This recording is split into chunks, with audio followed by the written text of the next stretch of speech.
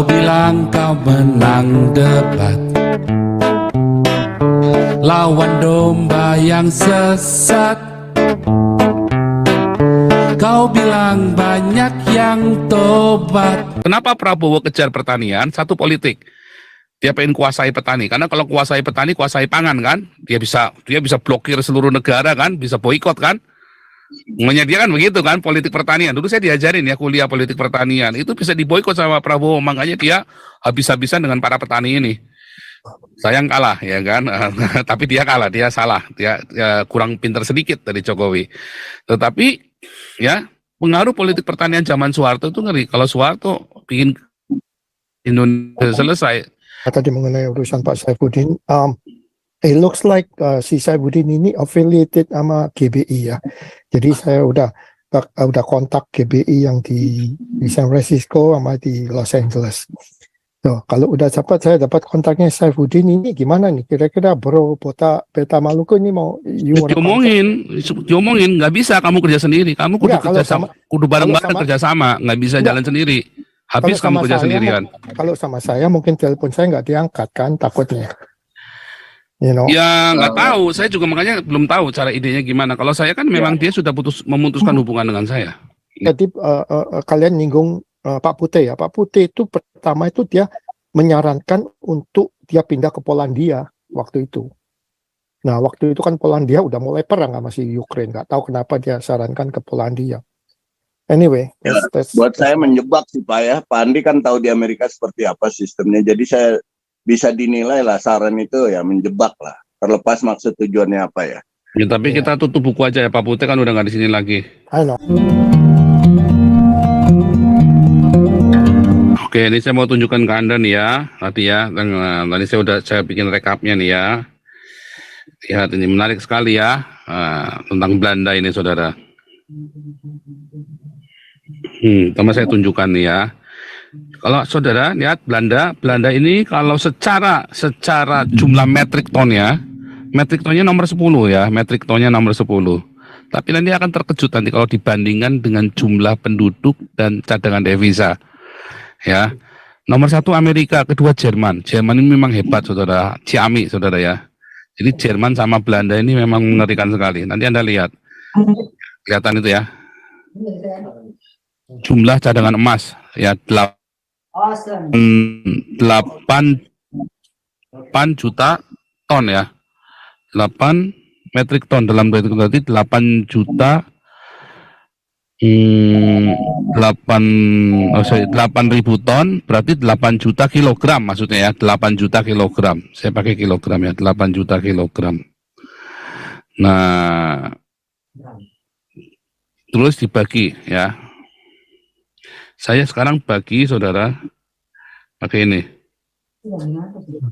Ya, 8 juta gram ya. Amerika 8 juta gram. Ini urutan tadi ya paling banyak. Amerika 8 juta gram, Jerman 3.300 ton atau 3.300 ton atau 3 juta. 8 juta sih. 8 miliar gram ya. Karena kan kali 1.000 ya. Kali 1.000 lagi kan. 1 ton kan 1.000 kilo kali 1.000 lagi ya. Jadi 2 miliar gram. Prancis 2,4 miliar gram, Rusia 2,2 miliar gram, Nederland, Belanda cuma 612 juta gram. Tapi lihat jumlah penduduk ya, dibanding jumlah penduduk, kalau Anda lihat ini, Amerika ya,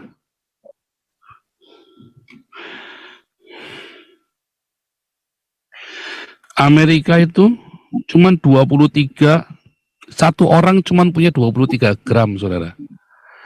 Jadi kalau dari cadangan emasnya, satu orang Amerika cuman punya 23 gram. Kalau Indonesia nomor buntut saudara, yang nggak usah ditanya lagi, langsung kolaps lah pokoknya. Tapi paling banyak orang Swiss. Satu orang Swiss punya 122 gram. Satu orang Swiss punya 122 gram emas. Orang Belanda nomor 2 punya 34 gram emas. Tapi dibanding dengan cadangan devisanya, mata uangnya ya saudara, jadi kan masalah mata uang, keamanan mata uang. Ya, nah ini Jerman ya. Jerman juga 20. Yang lainnya saudara, Italia, Prancis, Rusia, Cina, Jepang, India, aduh kecil-kecil saudara, dibanding dengan ininya ya, dibanding dengan jumlah penduduknya. Tapi lihat cadangan devisanya, ya Amerika nomor 1 jelas, karena dolarnya punya Amerika ya kan, yang penentu mata uang dunianya. Tapi kedua Jerman saudara. Saudara lihat, yang ketiga saudara, Belanda saudara. Jadi cadangan emasnya nomor 2 di dunia, tapi devisa paling ya nomor 3 di dunia. Bunga Banjari 1 tetap paling kaya saudara. Ya. Jerman nomor 2. Ya, Jerman nomor 2. Dibanding kalau devisanya Swiss wah cuma 5,8% saudara. Emasnya itu untuk cadangan devisa. Artinya lemah sekali saudara. Lucu ya bisa begitu. Yang nggak tahu kenapa bisa begitu. Ini data dari IMF ya saudara ya. Nah, artinya apa saudara? Itulah Belanda itu menjadi kemana-mana dia, karena Belanda itu orangnya warga negara Belanda, tapi orangnya ada di mana-mana kayak Singapura, saudara ya. Orang Singapura itu ada di Amerika, ada di Cina, ada di Australia. Mereka bebas visa masuk kemana-mana. Mereka tinggalnya bukan di Belanda, ya. Perusahaannya terdaftar di Belanda, saudara. Ya, perusahaannya terdaftar di Belanda, tapi bisnis kita kemana, persis kayak orang Singapura.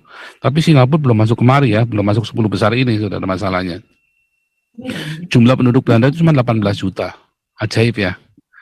Itu makanya saya bilang the richest man in the world. Ya. Dan benar-benar kuat sekali perekonomiannya. Makanya kemarin tenang-tenang saja orang Belanda ya, mau resesi mau apa tenang-tenang saja. Kita di sini tenang-tenang saja. Ya. Kalau Jerman lebih ngeri lagi ya, saya beli gas perbandingan ya, perbandingan. Saya beli gas di Belanda 2 euro, di Jerman cuma 1 euro. Gila bener, mati saya langsung tak penuhin tankinya, bensinnya tak penuhin, pakai yang ultra, yang paling mahal itu bensinnya saya beli langsung waktu saya ke Jerman itu ya. Gasnya langsung tak penuhin saudara. Wah, umpak-umpakan bener. Harga bensinnya di Jerman lebih murah daripada harga gas di Belanda. Tetapi artinya apa? Subsidinya ini sekali ya, harganya mahal sekali di Belanda ini dibanding Indonesia. Tetapi itu tadi ya, kalau sampai kolaps, kalau sampai dunia kolaps, Belanda paling terakhir kolaps, saudara. Arab jauh di bawah, Arab di sini, saudara. Ini semua negara kafir semua, saudara. Ajaib ya. Ini semua negara kafir semua. Iya, di USA lanjut. Mana nih yang di USA? Ya. Masih mute. Oh, udah mute. Okay. Ya udah bisa. Enggak, saya cuma namain dikit, Pak Paul. Tadi mengenai urusan Pak Saifuddin. It looks like si Saifuddin ini affiliated sama GBI ya. Jadi saya udah kontak GBI yang di San Francisco sama di Los Angeles. So, kalau udah saya dapat kontaknya Saifuddin ini gimana nih? Kira-kira Bro Beta Maluku ini mau diomongin, nggak bisa kamu kerja sendiri. Kamu kudu bareng-bareng kerja sama, nggak bisa jalan sendiri. Habis kamu kerja sendirian. Kalau sama saya mungkin telepon saya nggak diangkat kan, takutnya. You know? Ya nggak tahu, saya juga makanya belum tahu cara idenya gimana. Kalau saya kan memang dia sudah memutuskan hubungan dengan saya. Ya kan? Dia yang memutuskan hubungan dengan saya. Masalahnya kan begitu. Kalau apapun yang Bro Beta Maluku, you wanna get involved? You wanna get involved? I have your number. Iya, saya sudah WhatsApp Pak Saifuddin, saya udah ada komunikasi kurang lebih setengah jam lalu. Saya udah dapat, ya. Jadi ya tinggal kita bagaimana menjalin komunikasi dulu ya, karena kan saya juga tidak kenal pribadi. Nanti kita mau coba maksud tujuannya dulu, saya akan sampaikan, bicarakan. Nanti kita tahap selanjutnya nanti saya info internal aja, jangan di sini mungkin. Ya dikomunikasikan aja Beta Maluku ya. Iya, nanti saya dengan Pak Robert, Pak Andi, Pak Paul lah. Soalnya saya kan approach dari si Bastaman itu, saya ada nomornya Bastaman. Dia kan di San Francisco. Anyway, kalau if you already have his account, then I don't have to do anything. Then we go from here. Thank you Pak Andi. Ya, ke satu. Kedua, catatan saya ini. Oh enggak, kalau dia di Amerika asylum itu Pak Paul ya, dia bisa apply food stamp. Jadi itu untuk food stamp itu untuk biaya makan. Ya mungkin bisa. Groceries. Ya, grocery doang. Jadi kalau umpamanya beli rokok, beli alkohol nggak boleh, cuman Nggak boleh. staple food, jadi makanan pokok itu dikasih Sembakonya food bisa, stamp. Pak. Sembako. Sembako ya. Terus kedua, kalau lagi asylum, kalau menunggu proses, dia bisa dikasih izin kerja. Jadi dia bisa kerja. Jadi Iya, dia bisa temporary usaha. permit. Nggak dikasih work permit, jadi dia bisa ada izin kerja. Itu aja. Terus yang tadi kalian nyinggung Pak Putih ya. Pak Putih itu pertama itu dia menyarankan untuk dia pindah ke Polandia waktu itu. Nah, waktu itu kan Polandia udah mulai perang sama si Ukraine. Nggak tahu kenapa dia sarankan ke Polandia. Anyway, Buat saya menjebak sih Pak ya. Pak Andi kan tahu di Amerika seperti apa sistemnya. Jadi saya bisa dinilai lah saran itu ya menjebak lah. Terlepas maksud tujuannya apa ya. Ya, tapi kita tutup buku aja ya, Pak Putih kan udah nggak di sini lagi. I know. Iya. Just to know aja Pak. By the way, saya ada pertanyaan ke Pak Paul mengenai Belanda. Apa betul itu dia supplier sebagian besar Eropa terkait buah-buahan dan sayurannya, Pak? Sebetulnya begini, karena semua barang di seluruh Eropa masuknya harus dari Belanda. Kayak Singapura, semua Asia Tenggara masuknya harus dari Singapura dulu ya, sebelum dibuka ya, sebelum barang dari Cina nggak bisa berlabuh di Indonesia, harus ke Singapura. Nah sama, barang yang ke Uni Eropa harus masuk dari Belanda sampai hari ini. Apa karena kesanggupan portnya, Pak? Ya bukan karena itu, karena sudah ada agreement mungkin ya. Dan memang dari zaman bahula, dari zaman imperialisme itu kan, dari penjelajahan dunia, Belanda memang mengundang jadi pelabuhan internasional, mangkalnya semua di Belanda semua, dari pedagang militer sampai perompak mangkalnya di Belanda. Ya, tapi greenhouse-nya juga termasuk yang termodern, Pak ya. Oh iya, kalau untuk greenhouse, karena Belanda memang dalam segala keterbatasannya kan mereka harus survive untuk diri sendiri. Makanya kemarin ada demo petani, ya, ada demo petani karena masalah milieu, masalah lingkungan hidup. Pemerintah Belanda membatasi masuknya CO ke Belanda, sementara petani kekurangan CO untuk produksi pupuk segala macam kan. Nah, sedangkan mereka alasannya apa? Oh, karena kita peternak nih, kita ini tergantung. Nah, pemerintah bilang kita ini sudah oversupply. Ya, yang ada adalah sebenarnya petani-petani ini pengen ekspor sebanyak-banyaknya kan, sekenceng-kencengnya, tetapi bilang yang itu merusak Belanda. CO yang dibuat untuk produksi pertanian itu merusak ekosistem Belanda. Makanya akhirnya dibatasi dan petani-petani demo karena memang susu apa segala macam dari Belanda. Kalau Jerman dari Polandia ya, tapi kalau seluruh Eropa rata-rata dari Belanda, susu, keju, semua dari Belanda. Seluruh Eropa. Ini kaitannya bagus di Pak dan Pak Paul di sana. Pengusaha-pengusaha tani kebun di Indonesia bisa belajar bagaimana Belanda bisa survive dari segi sayur mayur dan buah-buahannya itu. Indonesia kan nggak perlu. Saya S1 saya kan dari agroteknologi. Saya pernah kerja di perkebunan. Masalahnya Indonesia adalah kedisiplinan, Pak. Bukan masalah teknologi. Jadi waktu saya kerja di perkebunan, semua teknologi yang ada di Belanda Indonesia punya. Ajaib ya. Saya baru tahu waktu saya kerja di perkebunan. Jadi waktu ada dosen-dosen saya kan dulu di Satya Wacana, dosen kita keren-keren ya, dari Belanda, dari Inggris, ada yang dari India. Keren-keren kita kalau kuliah cuma pertanian, tapi dosennya dari Jepang, dari mana-mana ya. Nah, kita kalau pertukaran mahasiswa juga kirim mahasiswa ke luar negeri. Jadi di Satya Wacana kita dikasih tahu itu sudah, dan saya waktu masuk perkebunan, saya melihat semua alat-alat itu ada di perkebunan. Di Dumai ada namanya di Dumai namanya Bukit Kapureksa ya. Bukit Kapureksa ya, ada Bukit Kapureksa. Itu terbesar di seluruh dunia untuk penghilangan kelapa sawit. Eksportir sawit terbesar di dunia. Alat-alatnya canggih sekali semua. Saya di situ sebagai GM untuk ekspedisinya mereka. Gede banget. Ya. Terbesar di seluruh dunia. Alatnya paling canggih di seluruh dunia. Sinarmas itu kalau mau masuk bikin perkebunan, yang pertama kali dibikin apa? Bikin infrastruktur dulu. bikin komunikasi, bikin sekolah, bikin rumah klinik ya, bikin semua ada semua di situ. Jadi begitu masuk kebun itu udah jadi kota sendiri. Semua kita punya. Udah siapa ya? Tetapi kenapa pertanian kita? Karena nggak disiplin. Di era reformasi, kalau dulu, kenapa Prabowo kejar pertanian? Satu politik. Dia pengen kuasai petani, karena kalau kuasai petani, kuasai pangan kan, dia bisa blokir seluruh negara kan, bisa boikot kan, menyediakan begitu kan politik pertanian. Dulu saya diajarin ya kuliah politik pertanian, itu bisa diboikot sama Prabowo, makanya dia habis-habisan dengan para petani ini. Sayang kalah ya kan, tapi dia kalah, dia salah, dia kurang pintar sedikit dari Jokowi. Tetapi ya pengaruh politik pertanian zaman Soeharto itu ngeri. Kalau Soeharto bikin Indonesia selesai. Nah sekarang masalahnya setelah dibuka reformasi, zaman Soeharto ya petani itu dimiskinkan, ya. Zaman sekarang petani itu liar. Kenapa nggak kayak di Belanda?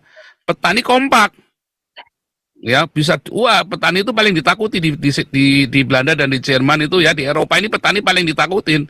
Kalau batuk petani, wah geger itu satu negara itu. Suaranya paling didengar sama Senat karena mereka harus punya ketahanan pangan kan. Nah itu masalahnya di Indonesia petani nggak didengar dan petani-petani sendiri nggak kompak, satu nanam apa yang lain nanam apa, akhirnya hamanya pindah-pindah sana sendiri sampai hari ini pertanian selalu jadi masalah. Harusnya kalau di Eropa petani-petani ini bisa urunan, dia bisa beli alat yang canggih, yang sangat canggih sekali. Di Indonesia hanya perusahaan besar yang punya alat canggih itu. Ada alat semua yang di Belanda punya. Indonesia saya pernah lihat semua. Saya ngelihat alat yang buat tanam padi, alat yang buat nuai apa ya, menuai, buat nanam, buat apa semua. Saya pernah lihat semua di Indonesia. Cuman yang punya itu hanya perusahaan besar, punyanya si siapa itu Sinarmas, ya kan? Terus punyanya Sinarmas, terus punyanya Indofood, ya. Indofood juga kurang ajar, monopoli gandum kan? Dimonopoli kan sama Indofood kan? Itu contoh politik ya. Sehingga Anda kalau produksi mie instan, ya untuk bisa kenapa orang mau produksi mie instan? Supaya dia bisa dapat izin impor gandum, ada kuota minimumnya. Makanya dia produksi mie instan sebanyak-banyaknya. Makin produksi makin rugi. Mau siapa itu apa namanya punyanya Wings, ya Wings kan punya mie instan, orang tua grup punya mie instan. Semakin dulu, Pak. Oh Supermie Indomie punya Indofood. Sebelumnya bukan Pak, itu baru gara-gara dibeli, diakuisisi tahun 1900 berapa, diakuisisi sama Indofood. Iya, itu diakuisisi. Karena dulu Pak buangan gandum dari Amerika memang yang pegang potnya itu ya, Indofood. Dimonopoli sama Indofood, makanya dia pegang politik karena dari gandum itu dia bisa kemana-mana, politik itu bisa masuk ke biskuit, bisa masuk ke consumer goods yang lain. Makanya ada politik gandum itu di Indonesia. Nah masalahnya itu yang terjadi di Indonesia. Kalau di Belanda nggak boleh. Makanya saya bilang karena masalah di Indonesia karena tidak disiplin. Nah, kalau orang-orang petani-petani rakyat ini bersatu, mereka bikin satu paguyuban yang akses politiknya kuat, nah, maka jadi. Dan mereka bisa punya alat-alat, misalnya nih ya satu desa beli alat satu, itu kan yang kita pelopori di Malang Selatan itu adalah begitu, kita kasih alat-alatnya semua yang mereka sebelumnya nggak pernah ngimpi bakal punya kan, kita belikan supaya mereka bisa mandiri. Nah makanya sekarang harus dimonitor. Ini sekarang lagi Pak Toping sama Pak Santi Amar mau berangkat ke sana tanggal 27 ya, kalau nggak salah ya, mau monitor lagi ke sana, sebab itu mau kita berdayakan terus sampai mereka jadi. Setuju, Pak. Masalahnya di situ, Pak. Kalau Indonesia pertaniannya kuat, seharusnya teorinya dengan lahan sebesar itu di Indonesia, seharusnya Indonesia itu negara paling kaya di dunia. Teorinya. Tetapi itu tadi karena Islam masih berkuasa di Indonesia, bikin jadi goblok. Lebih penting apa? Lebih penting agama daripada teknologi. Kan goblok kan? Atau produksi ya. Iya, lebih penting agama daripada teknologinya itu sendiri, teknologi ya saprodinya semua. Mereka lebih penting agama kan tolol, lebih penting bangun masjid daripada bikin saprodi, kan goblok. Akhirnya jadi tolol, agama itu memberangus itu tadi, jadi tidak disiplin. Orang mau bisnis itu kudu disiplin. Dan mereka harus punya batas-batas, mana yang agama, mana yang, ya itu tadi, sekuler itu penting. Sekularisme itu penting kalau mau maju. Gini loh, saya tidak setuju dengan sekularisme yang brutal ya.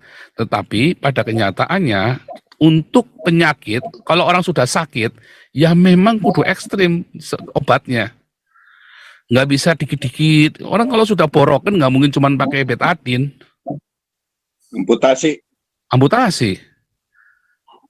Iya kan? Kalau sudah borok itu nggak bisa kasih betadine. Iya. Pak Paul, ini ada satu lagi berarti yang bisa Pak Paul lakukan terkait agrobisnis ini. Di kantong-kantong Kristen, kantong-kantong petani komunitas Kristen itu bisa diberi pengetahuan lah dengan perkembangan zaman modern seperti ini, bagaimana mereka bisa lebih maju ya pertaniannya. Bisa, itulah tujuannya Galarua ada di sana sama Damar Kasih. Itu maunya kita begitu. Cuman kan kita nggak bisa gagah-gagahan kan. Kita harus coba dulu satu. Kita bikin 3 desa ini proyek lah. Baduy, ya, Baduy, Malang, sama yang di Kalimantan. Kalau yang di Parung itu kan proyek kecil ya. Ini kan yang proyek gede kan yang di Kalimantan, Baduy, sama yang di Malang ini yang proyek gedenya kita. Nah kita mau coba dengan 3 desa ini dulu. Iya. Sebenarnya kemarin kita mau garap yang di Kudus, tapi kemarin yang di Kudus itu PIC-nya ngambek. Sayang sekali ya. Seharusnya bagus, tapi ya udahlah. Kita sudah beli alatnya. Jadi alatnya sekarang disimpan di Kalibata, di posko kita. Kita punya alat untuk pencacah jagung. Kalau nanti memang Baduy butuh atau yang di Malang butuh ya kita kirim ke Malang. Kita punya udah beli alatnya. Jadi kita mau beli apa kita ada uangnya, bukannya nggak ada. Masalahnya siapa yang mau komitmen? Yang mau komitmen siapa, Pak? Itu masalah Indonesia itu komitmen, Pak. Konsistensi. Akhirnya kita sepakat, oh kita jangan muluk-muluk dulu deh 3 desa ini aja kita beresin sampai tuntas deh. Nah, salah satu yang berhasil itu Ibu Elizabeth Philip Semarang. Sebentar, ini ada CPZ yang kasih IDR 66666 ini berarti buat Pak Agustan ini ya. Nanti saya transfer dari rekening saya tambahkan. Thank you ya, CPZ 26 ya. Ini karena 66666. God bless you. Oke, lanjut.